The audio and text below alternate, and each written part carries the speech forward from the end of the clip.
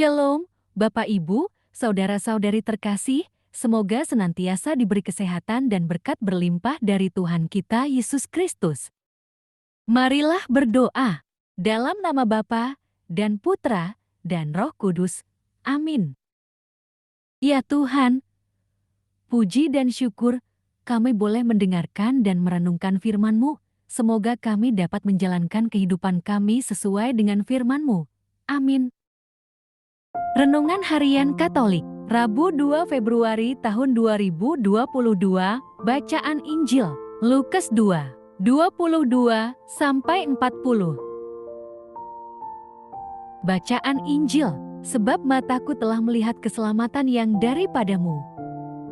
Dan ketika genap waktu pentahiran, menurut hukum Taurat Musa, mereka membawa dia ke Yerusalem untuk menyerahkannya kepada Tuhan.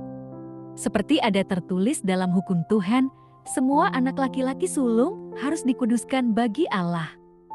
Dan untuk mempersembahkan korban menurut apa yang difirmankan dalam hukum Tuhan, yaitu sepasang burung tekukur atau 2 ekor anak burung merpati. Adalah di Yerusalem seorang bernama Simeon. Ia seorang yang benar dan salah yang menantikan penghiburan bagi Israel. Roh Kudus ada di atasnya. Dan kepadanya telah dinyatakan oleh Roh Kudus bahwa ia tidak akan mati sebelum ia melihat Mesias, yaitu Dia yang diurapi Tuhan. Ia datang ke Bait Allah oleh Roh Kudus ketika Yesus, anak itu, dibawa masuk oleh orang tuanya untuk melakukan kepadanya apa yang ditentukan hukum Taurat. Ia menyambut anak itu dan menatangnya sambil memuji Allah, katanya, "Sekarang, Tuhan, biarkanlah hamba-Mu ini pergi dalam damai sejahtera, sesuai dengan firman-Mu. Sebab mataku telah melihat keselamatan yang daripadamu, yang telah Engkau sediakan di hadapan segala bangsa, yaitu terang yang menjadi penyataan bagi bangsa-bangsa lain dan menjadi kemuliaan bagi umat-Mu, Israel." Dan bapa serta ibunya amat heran akan segala apa yang dikatakan tentang dia.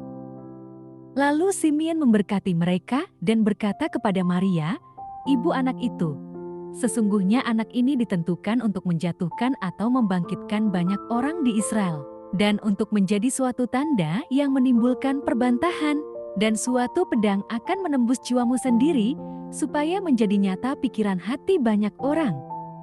Lagi pula di situ ada Hana, seorang nabi perempuan, anak Fanuel dari suku Asher. Ia sudah sangat lanjut umurnya. Sesudah kawin, ia hidup 7 tahun lamanya bersama suaminya. Dan sekarang ia janda dan berumur 84 tahun. Ia tidak pernah meninggalkan bait Allah dan siang malam beribadah dengan berpuasa dan berdoa.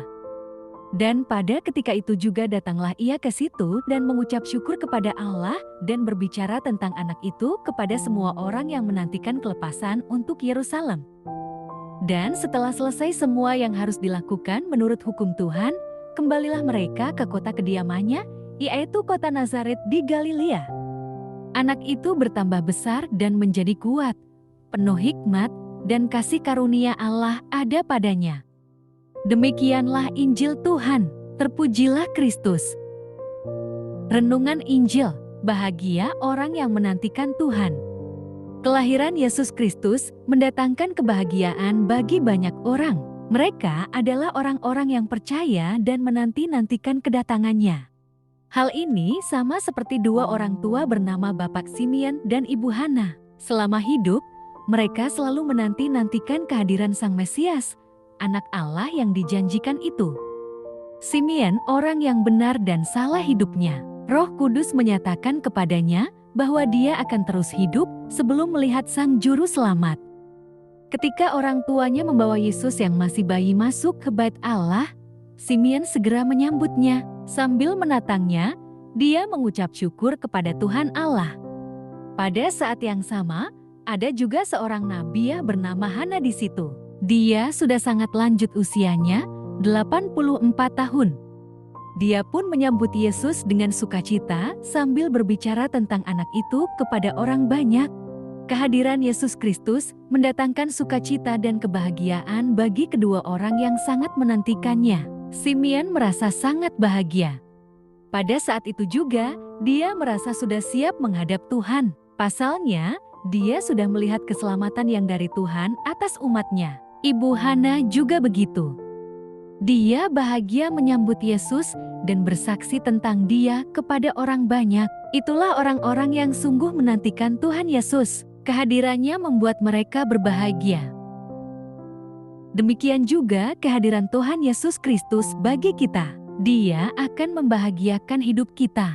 Dia, Sang Juru Selamat, Tuhan, dan penebus dosa kita. Dia melepaskan kita dari ketakutan dan kekhawatiran. Dia mendampingi dan memberikan kekuatan tatkala kita mengalami permasalahan. Dia memberi kekuatan agar dapat menghadapi dan mengatasi segala permasalahan hidup kita. Seperti Bapak Simeon, hidup kita akan menjadi damai. Oleh karena itulah, kita akan dapat bersaksi tentang Dia seperti Ibu Hana. Demikianlah Injil Tuhan. Terpujilah Kristus. Ya Tuhan Yesus, kehadiran-Mu dalam hidup kami sungguh membawa kebahagiaan. Kami bersyukur untuk itu.